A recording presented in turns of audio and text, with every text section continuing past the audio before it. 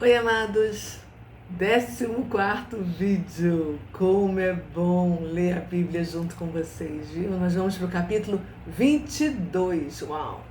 Perdão, eu estou um pouco rouca hoje, mas nada vai nos impedir. Vocês estão gostando? Eu estou amando. É tão bom ler a palavra de Deus e entender e fazer desse ano, um ano de leitura, de mais entendimento. Se você está chegando aqui pela primeira vez, seja muito bem-vindo, bem-vinda. Eu sou a Cristiane Oliveira e me siga, aperta aqui o sininho para receber todas as postagens e vamos em frente. E a gente vai começar agradecendo ao Senhor. Obrigada, meu Pai, porque o Senhor é maravilhoso e através da Tua palavra, através da história real de vida dos patriarcas, nós podemos fazer uma relação com a nossa história hoje e entender o que eles passaram e o que nós estamos passando, receber esses ensinamentos, esses exemplos e poder refletir sobre a nossa própria história. Nós te agradecemos, Deus, porque o Senhor é bom o tempo todo. Amém e amém. E aí, hoje, olha só, Bíblia nova aqui na leitura, porque ela está bem usadinha. Olha, essa é a nova Bíblia viva, porque ela fala a nossa linguagem de hoje. Eu comprei essa Bíblia, que é da editora, deixa-me ver aqui, Mundo Cristão, que foi, a primeira edição dela foi em novembro de 2010, e eu a comprei na sexta reimpressão em 2012, quando o pastor Josué Gonçalves foi ministrar na minha igreja, na Metodista Central de Búzios. E aí ele levou essas Bíblias e eu comprei e eu amei. A minha tá toda rabiscada, estudada, toda aqui, ó. Olha como é que fica a minha Bíblia, né? Então, hoje nós vamos ler, a partir do capítulo 22, uma nova história, um novo capítulo. Vamos lá? Bom, depois de algum tempo, Deus pôs Abraão à prova. Abraão, chamou Deus. Aqui estou, respondeu Abraão. Então disse Deus, toma o teu filho, seu único filho, Isaque, a quem você tanto ama, e vá para a terra de Moriá. Lá, ofereça o seu filho Isaque em sacrifício, como oferta queimada, num dos montes que eu lhe mostrar. Na madrugada seguinte, levantou-se Abraão e pôs o seu jumento. Levou consigo 2 de seus servos e Isaque, seu filho. Rachou lenha para o sacrifício e foi com eles para o lugar que Deus lhe tinha indicado.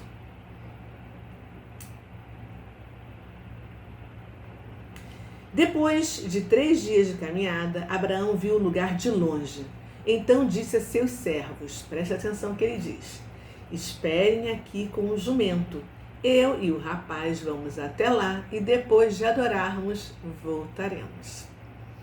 Abraão colocou a lenha do sacrifício nos ombros do seu filho Isaque e ele levou uma tocha de fogo e a faca. E assim os dois caminhavam juntos. Isaque disse a Abraão, seu pai, meu pai. Que é, meu filho? Respondeu Abraão. Perguntou-lhe Isaque, temos lenha e fogo, mas onde está o cordeiro para o sacrifício? Respondeu Abraão, Deus vai prover o cordeiro para o sacrifício, meu filho. E continuaram andando juntos.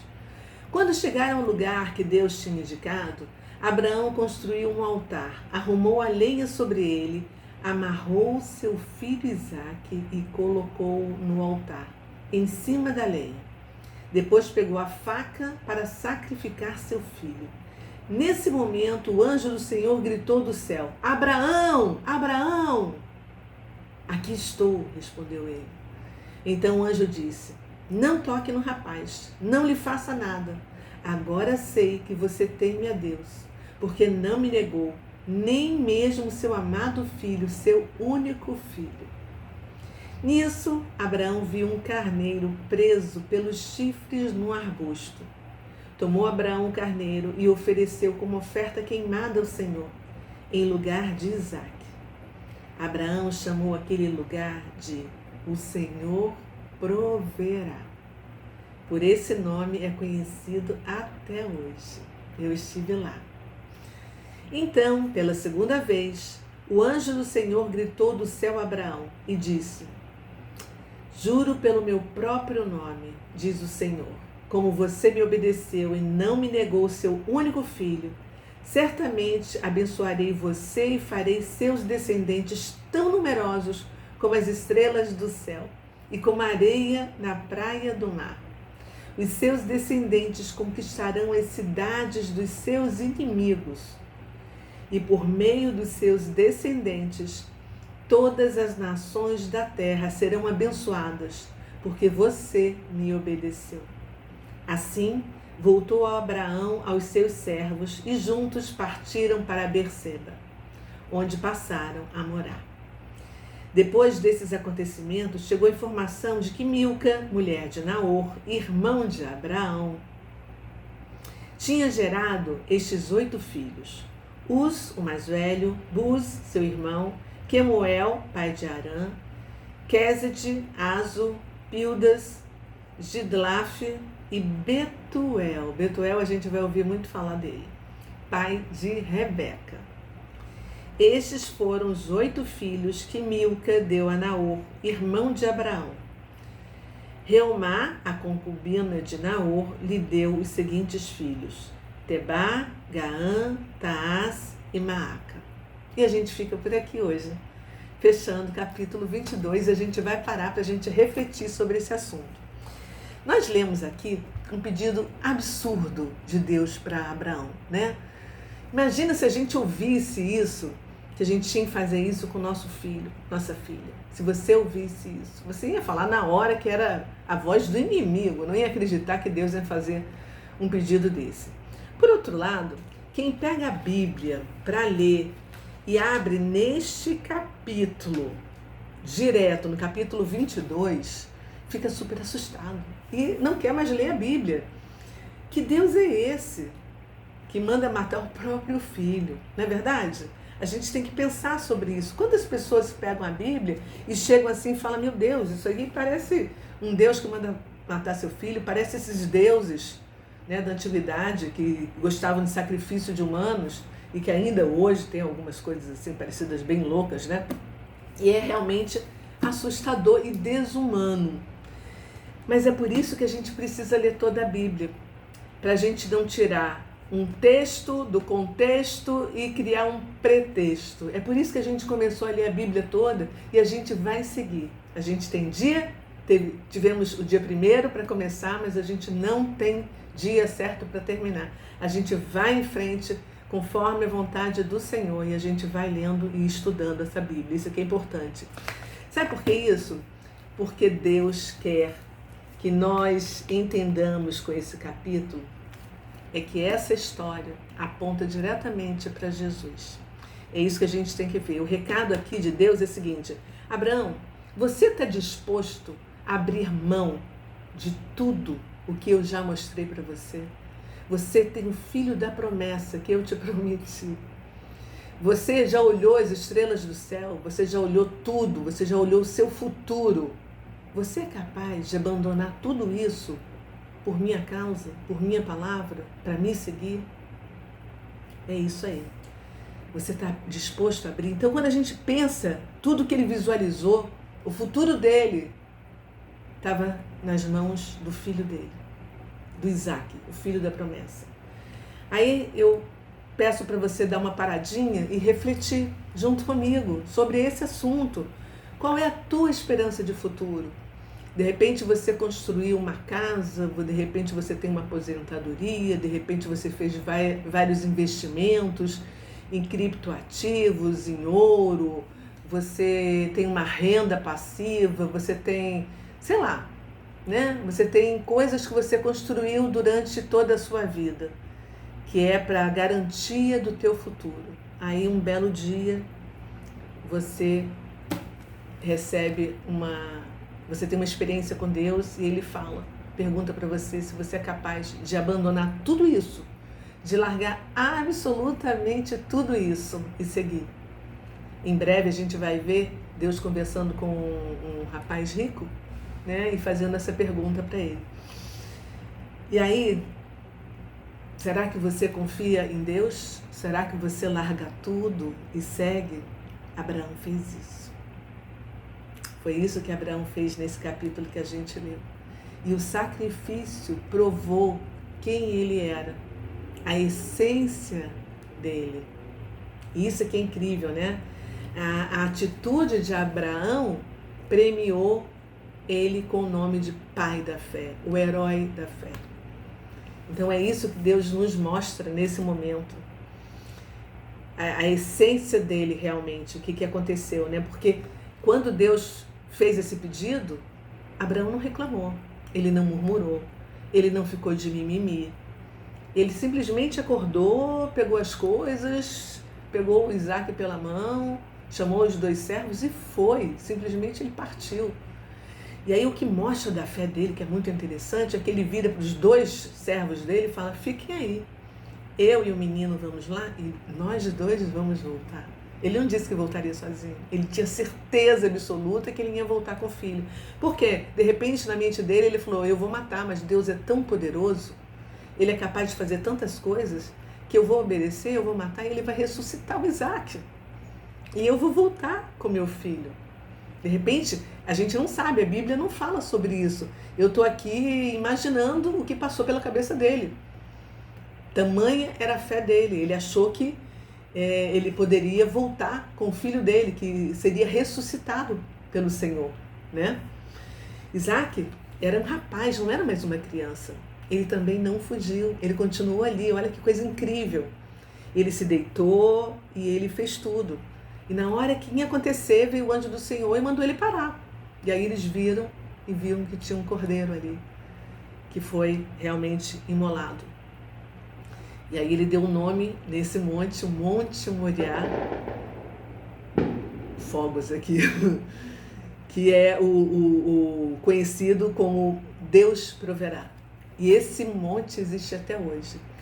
É nesse monte que a gente vai ver depois, com o passar da história, que Davi conquistou dos jebuseus, que eram o povo que ficava ali naquela região de Jerusalém.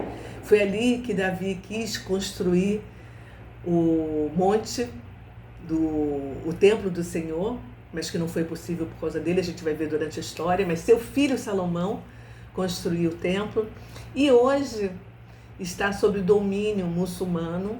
Tem o Domo da Rocha, que é aquela cúpula dourada que sai em todas as fotos de Jerusalém. E também tem a Mesquita Al-Aqsa.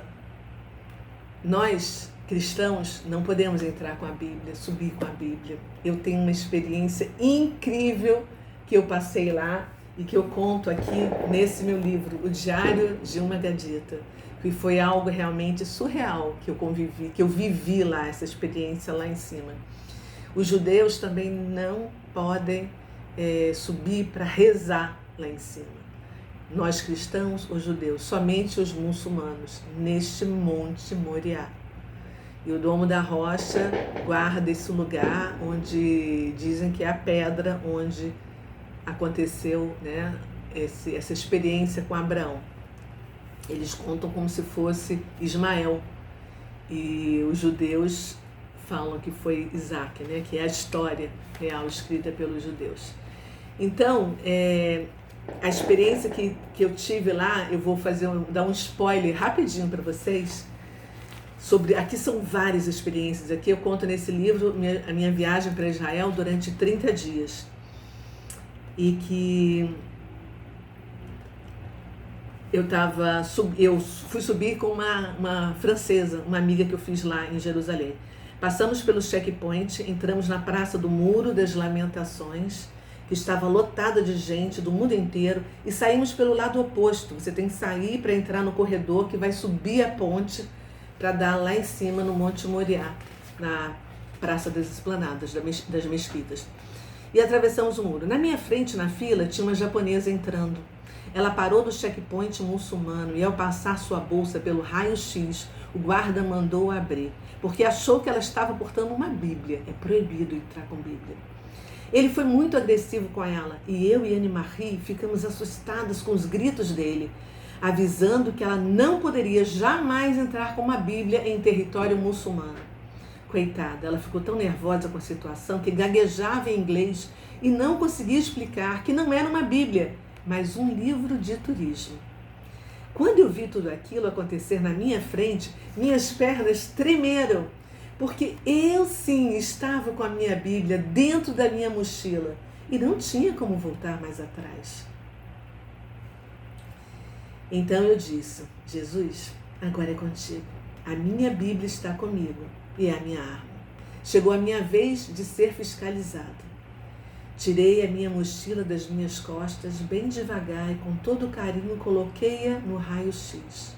O policial árabe olhou para a tela, olhou para mim, olhou para a tela e olhou bem dentro dos meus olhos, querendo me dizer que ele sabia que eu sabia, que ele sabia da existência da Bíblia dentro da minha mochila, mas que ele estava fingindo que não sabia e me deixou passar sem emitir uma palavra sequer. Entrei na ponte sem olhar para trás e sem esperar minha amiga, que havia parado para ser revistada. Só parei na ponte, rente ao muro das lamentações, para fotografar do lado esquerdo os judeus orando diante do muro. Você olha pela ponte lá embaixo, né? E do lado direito, os escombros e pedras que restaram do segundo templo. Em seguida, no final da ponte, entrei pela passagem que dá diretamente na esplanada onde a base do Monte Moriá. Tem gente que ainda não acredita no poder de Deus. Eu não falarei mais nada, porque não tenho nem mais palavras. Eu só sei que eu sirvo ao Deus do impossível. Esse é um spoilerzinho das inúmeras aventuras que eu vivi em Israel, nesse meu livro, Diários de uma Gadita. É isso, meus amores. Eu acho que nós vamos ficar por aqui. Nós falamos sobre isso. Capítulo de Gênesis, todos os dias, às 18 horas. Vamos ler a Bíblia juntos, todos os dias? Amanhã tem mais. Eu espero você, tá? Beijo. Fica na paz do Senhor Jesus. Tchau.